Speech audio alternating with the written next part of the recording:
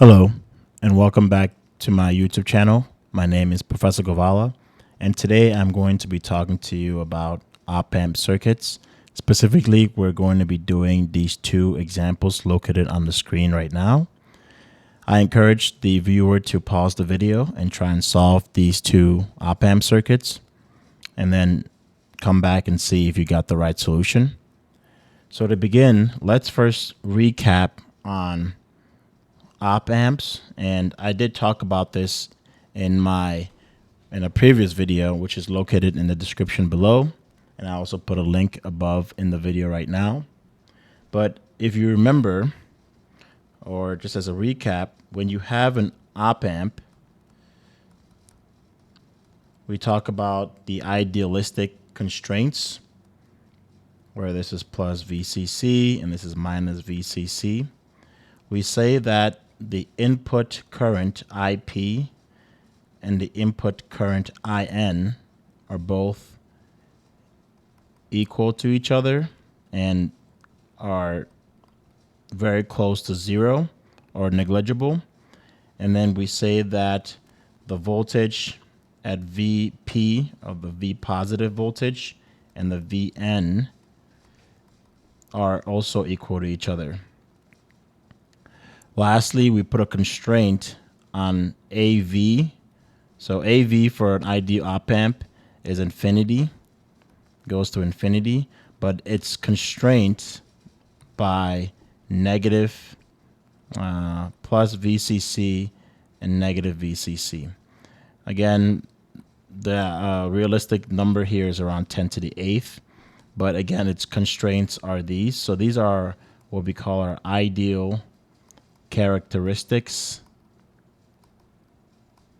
of an op amp or operational amplifier.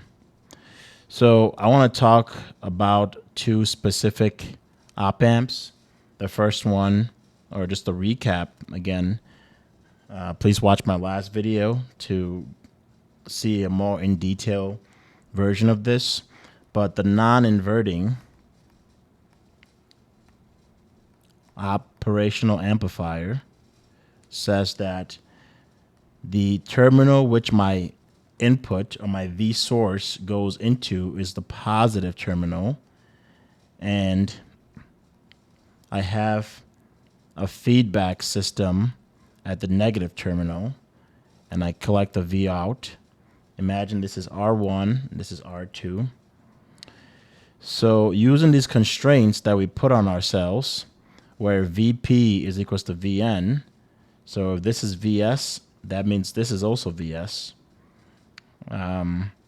Because there's no current that flows through here. Again, the current going in here is 0, and the current coming out of here is 0. So these are the same nodes. So if you can imagine, this is just a voltage divider, where I could write R2, R1, V out, VS, and this VS is equals to R2 over R1 plus R2 times V out, or we say that V out, because we normally try and solve for the voltage output, so V out is equals to R1 plus, this should be R2, plus R2 over R2, and this becomes times VS.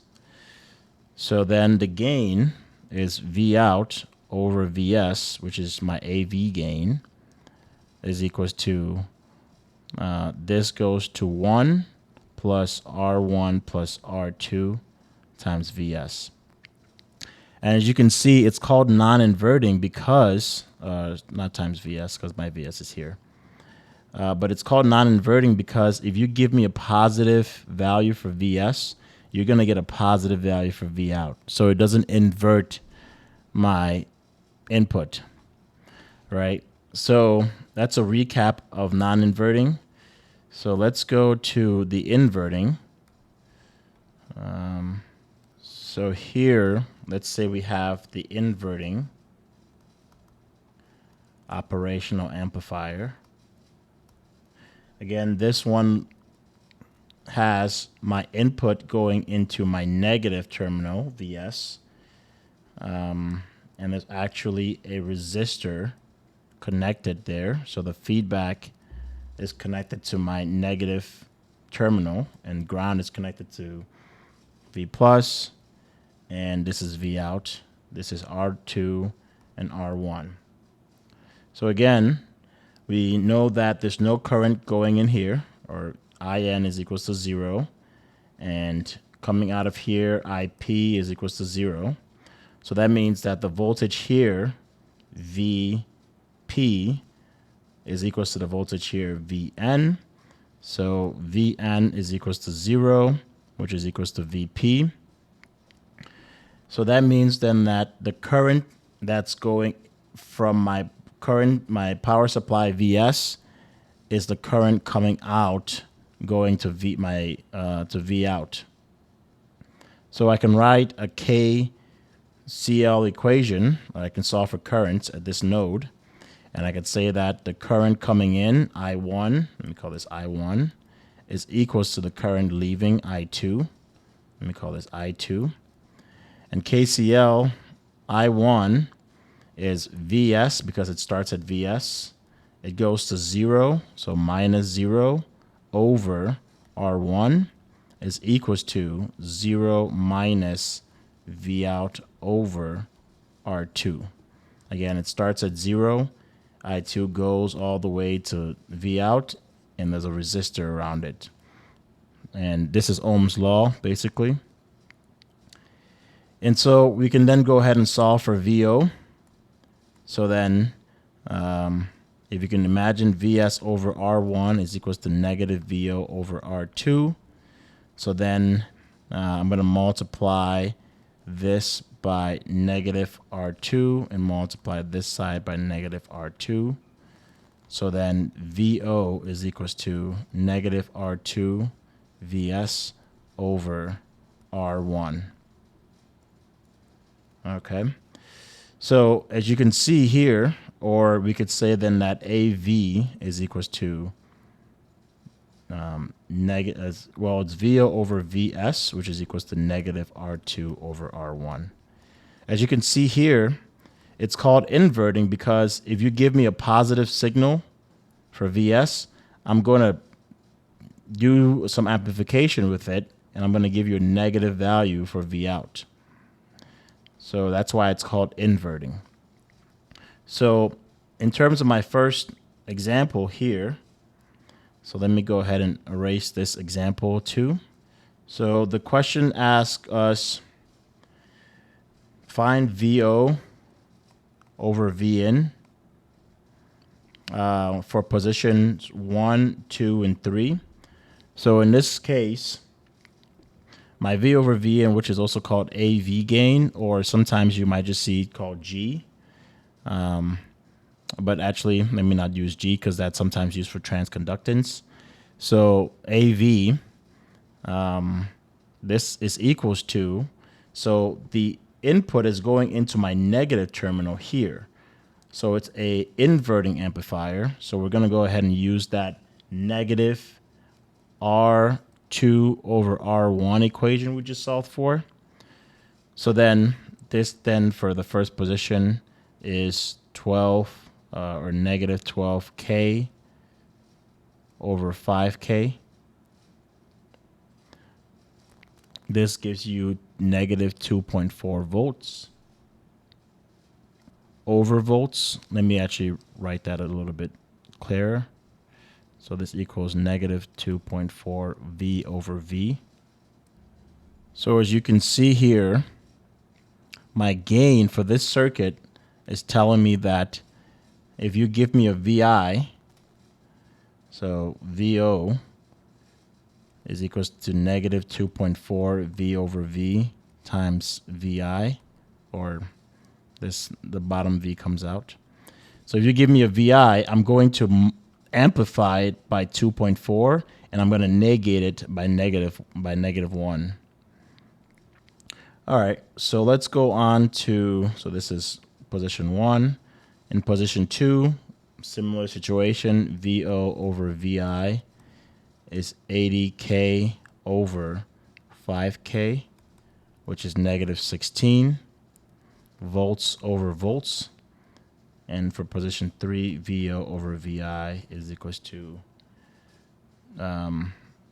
2 mega ohms is essentially 2000 K over 5K. So this becomes negative 400 V over V. So the reason why I picked this problem was because it looks a bit complex because you see all the resistors here. But again, it's a very simple. You don't even have to worry about this 10K ohm down here for the V out over V in. So this concludes example 1. I hope this makes sense. If you have any questions, please leave them down in the comment section below, and I'll be sure to get back to you. So let's go ahead and do example 2. Again, please pause the video and see and try it out and see if you can solve it. So the question is asking us to find IX, VO, and the power dissipated across the 60K ohm resistor right here. Okay, let's begin by considering that this here is Vx, this node here. And since this is a non-inverting amplifier, so again, this here is 4 millivolts, and this here is 4 millivolts. We can write this as a equation. Vx is equals to 1 plus R1 over R2 times VI. Again, I'm getting this equation from here, right here. 1 plus R1, which this is R1 over R2. So in this situation, my 5K here is R1 and my 10K here is R2. So then Vx gives me 1 plus 5 over 10. You can write the K's, but the K's cancel out. So times 4 millivolts. This here becomes Vx is equals to 1 plus 0.5 times 4 millivolts. So 1.5 times 4 millivolts is 6 millivolts. So then we know that our Vx here is 6 millivolts. So now let me go ahead and change colors and redraw this. So now imagine you have an input Vx is equals to 6 millivolts, a resistor 20K, and another resistor here 60K, and another resistor here 30K. If I wanted to find my V output right here, V out, I know that this is just a voltage divider. V out is equals to the 60K in parallel with 30K divided by 60K, 60K in parallel with 30K plus 20K. 60K in parallel with 30K is 20K. Again, let me actually write it on the side just to avoid confusion. This becomes 60 times 30 over 60 plus 30, which is 1800 over 90. Again, 1800 divided by 90 is 20. Again, this is K squared, and this is just K on the bottom. So then this is K and K squared, so then this is just K. So that's how we get the 20K. This is 20K plus 20K. I forgot to do a VS here, or VX. Then this becomes 6 millivolts. So then your answer here is, becomes 0.5 because it's 20 divided by 40 times 6 gives you 3 millivolts. So the V out across, again, since it's in parallel, the V out here is 3 millivolts. And the V out and the voltage drop here as well. And the voltage drop here as well. Oops. Is 3 millivolts. Okay. So the last thing we need to find is this IX going through here. And we know that there's two ways you can do this. So IX is equals to Vx minus V out. So it sees a voltage here and a voltage here, and it divides that by 20K. So where Vx, again, Vx we got as 6 millivolts minus 3 millivolts over 20K. This then becomes 3 millivolts divided by 20K, or this becomes 1.5 times 10 to the negative 7, or 150 nanoamps. So very, very small current. Another way you could have done this is notice that this current IX is going through this resistor and this resistor. So if I call this I1 and I2, so IX has to equal to I1 plus I2. And I1 is V out over 60K plus V out over 30K. Again, V out is 3 millivolts over 60K plus 3 millivolts over 30K. This, when you do the math, is 50 nanoamps plus 100 nanoamps, which is 150 nanoamps. So that's just another way to visualize IX. Either way works. There's many different ways to see this value for IX or solve for it. And again, please check out my other videos on basic circuit analysis to learn these different methods.